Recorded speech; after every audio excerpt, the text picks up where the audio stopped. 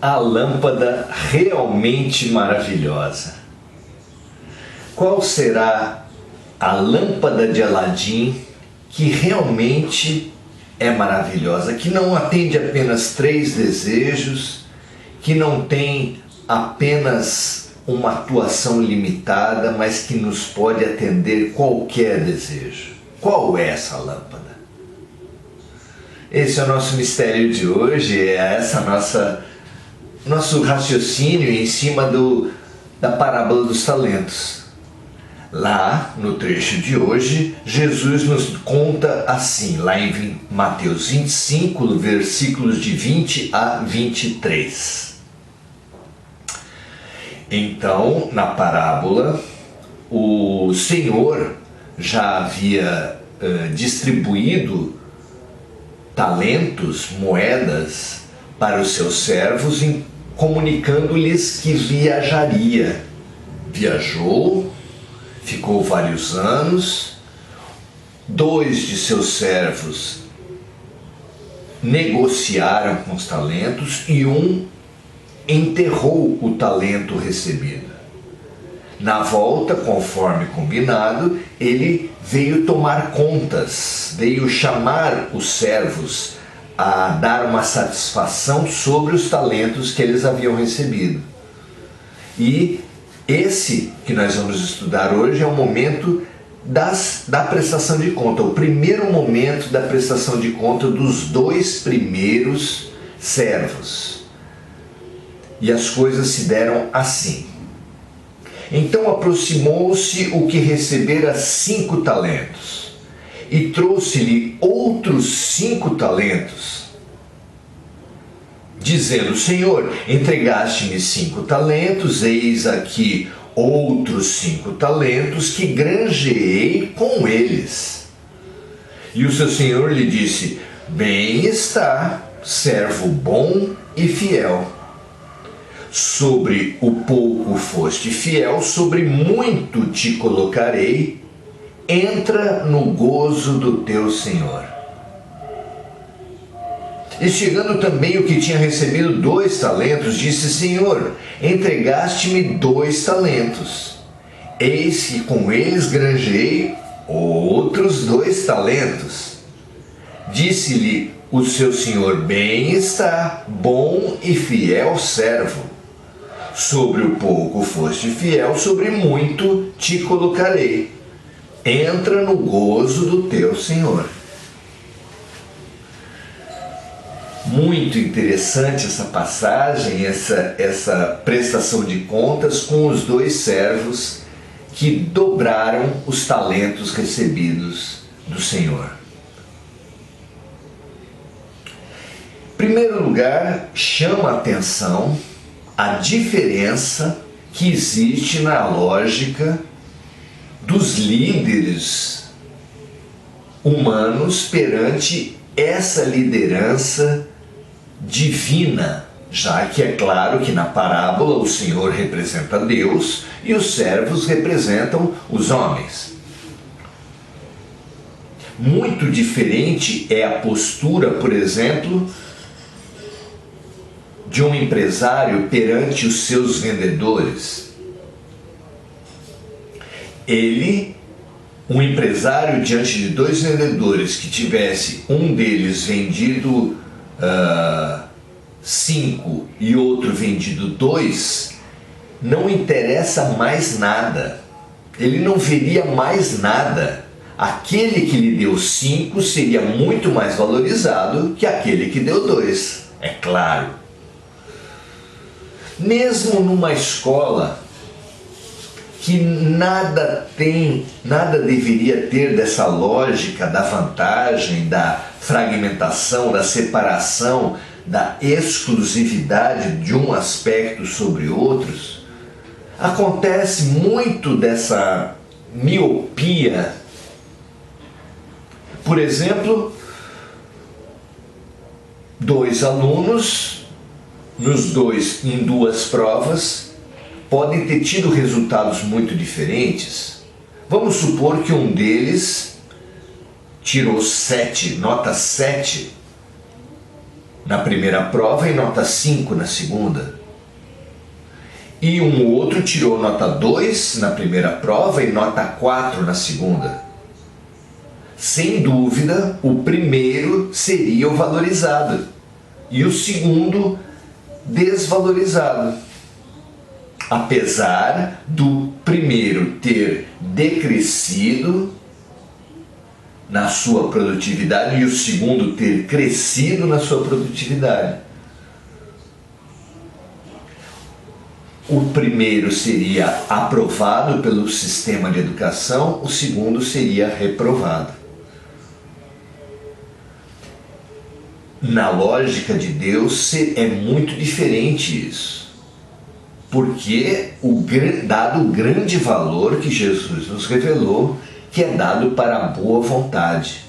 Então, Deus, aqui representado pelo Senhor na parábola, deu exatamente o mesmo valor para o servo que lhe devolveu, que lhe deu mais 5 moedas, do que aquele que lhe deu mais 2, porque viu em ambos o esforço possível, viu em ambos a possibilidade de cada um. O que, aliás, ficou claro no início da parábola ao dizer que o Senhor deu a um 5, a outro 2 e a outro 1, de acordo com a sua capacidade, de acordo com a sua necessidade.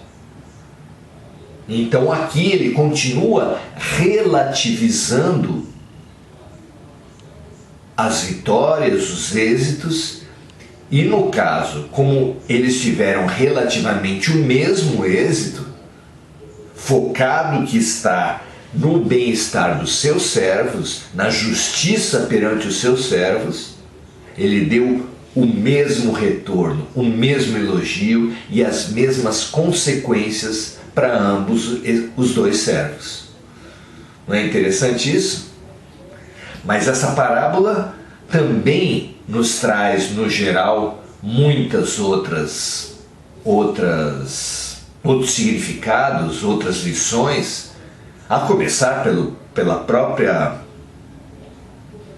metáfora principal da parábola, que é comparar dinheiro com talentos, com essa palavra que depois, com muita perspicácia, a humanidade acabou tornando sinônimo de capacidades espirituais, capacidades mentais, capacidades interiores de cada um.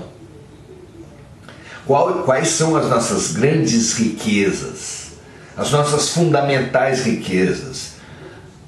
São propriedades, são carros de boi, são veículos, empresas, dinheiro. As maiores riquezas de um homem são os seus talentos. E isso é uma lição fantástica por si só, não é?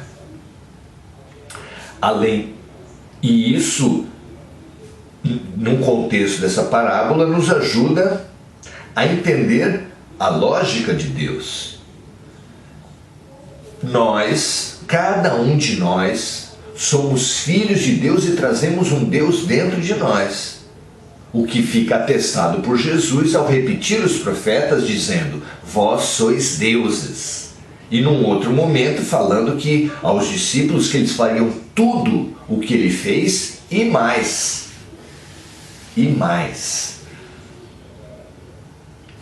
Isso atesta que todos nós somos um verdadeiro poço de capacidades, de talentos e de virtudes.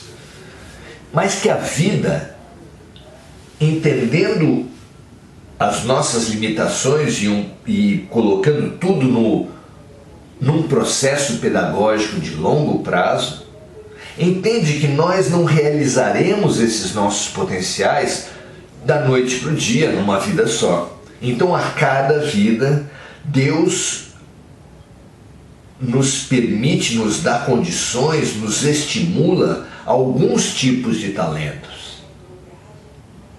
E cabe a nós, pela boa vontade, multiplicar esses talentos, já que um trabalho, um estudo, puxa outras capacidades e a gente vai expandindo o nosso universo informacional, o nosso conhecimento.